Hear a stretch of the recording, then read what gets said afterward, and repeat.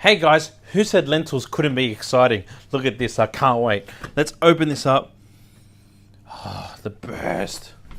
So, what we've got here is that beautiful mojadra. It's all gorgeously cooked up. You can see the color. You can see how the lentils are vibrant and fluffy. All right, so we're just gonna, that little bit of rice in there has kind of expanded and really helped bind the whole thing together. So all we're gonna do now is place that mojadra on a plate. Just like this. Oh, the Lebanese mixed spices, they're just really, really nice. So place them just like that. It's got that fresh, vibrant, soft, light